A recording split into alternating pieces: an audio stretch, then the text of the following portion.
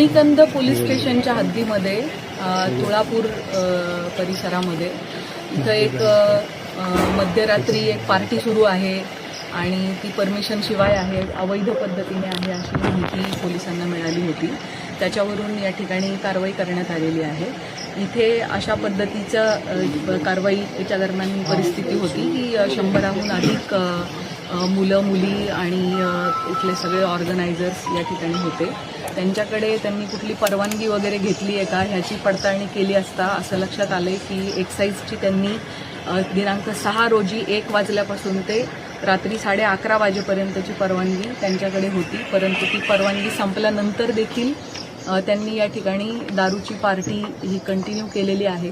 त्याच्यामध्ये काही इसम हे वयवर्ष 21च्या आतले असण्याची संभावना वाटते. आम्ही त्याची तपासणी करून घेत आहोत आणि या प्रकरणी हा मेन्यू ज्यांनी उपलब्ध करून दिलेला आहे त्याच्यात काय रोल आहे. त्यांनी अशा रीतीने 11:30 पर्यंतची परवानगी असताना पुढेही चालू आहे पार्टी ह्याची त्यांना कल्पना असतानाही त्यांनी ती सुरू ठेवली आहे का ह्याची पडताळणी सुरू आहे.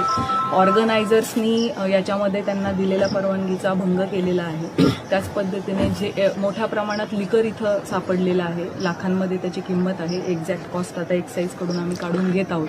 सो हे विक्री करणाऱ्या विक्रेत्याने कोणते नियमभंग केले आहेत त्या दृष्टीने तपास चालू आहे.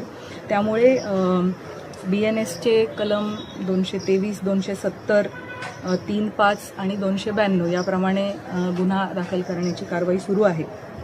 त्याच पद्धतीने महाराष्ट्र प्रोहिबिशन ॲक्टचे देखील अनेक गोष्टींचं उल्लंघन झाल्यामुळे आपली प्रोहिबिशन ॲक्टप्रमाणे कारवाई चालू आहे. महाराष्ट्र पोलीस ॲक्टप्रमाणे 33 रेड विथ 131 प्रमाणे गुन्हा दाखल होत आहे. तंबाखूजन्य पदार्थ यामध्ये सापडलेले आहेत आणि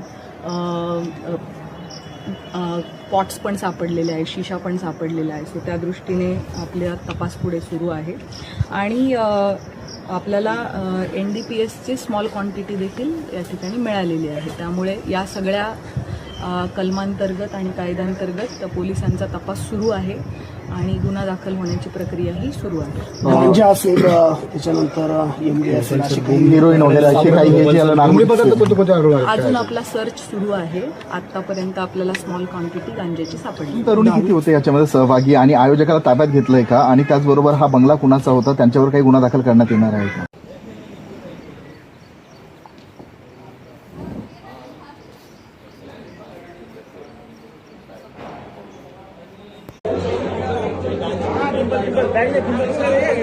Let's get back.